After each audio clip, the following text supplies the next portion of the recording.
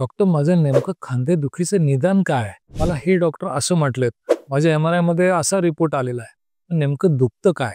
खांदा दुखण्याची अनेक कारणं असू शकतात. जर आपल्याला मोडतोड किंवा फ्रॅक्चर नव्हते आणि अशा स्थितीत जर आपल्याला बेसिकली खांदा दुखतोय, तर सगळ्यात सोपं कारण सबॲक्रोमियल बर्सायटिस म्हणजे खांद्याच्या तिथल्या जॉइंट जवळच्या 2 हाडांमधले एक साधारणपणे बफर सारखा एक छोटासा चरबीचा थर जो निसर्गाने ठेवलेला असतो, कधी-कधी त्याला सूज येते. त्या सूजेमुळे सुद्धा खांदा वर करताना दुखतो.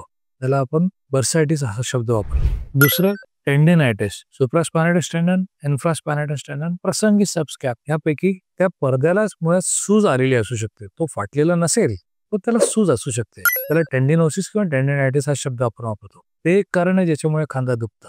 तिसरं ॲक्रोमियल स्पर. बऱ्याचदा हाड वाढायला लागतं 40च्या पुढे, 50च्या पुढे, 60 वर्षाच्या पुढे तर हमखास दिसतं. तर हा स्पर एक दुखण्याचं कारण असू शकतं. चौथं कारण बेसिकली कालांतराने पडद्याची झीज होऊन वरच्या बाजूने तो पडदा जवळजवळ नाहीसा झाला, तो मागे रिट्रॅक्ट झालाय आणि डायरेक्ट ह्युमरल हेड वरच्या ॲक्रोमियन बोनला घासायला लागलाय.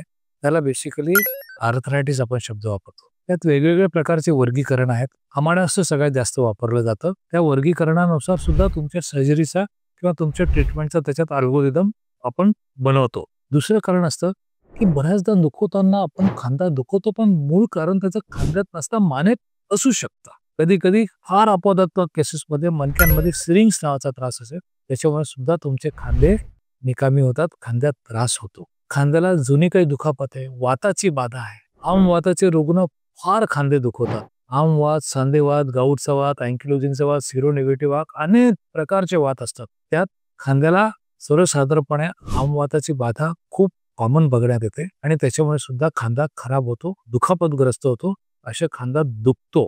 चौथं, खांद्यात काही इन्फेक्शन झालं होतं, फार प्रसंगी अगदीच अपवादात्मक अलीकडच्या काळात तर खूप कमी बघायला मिळतो.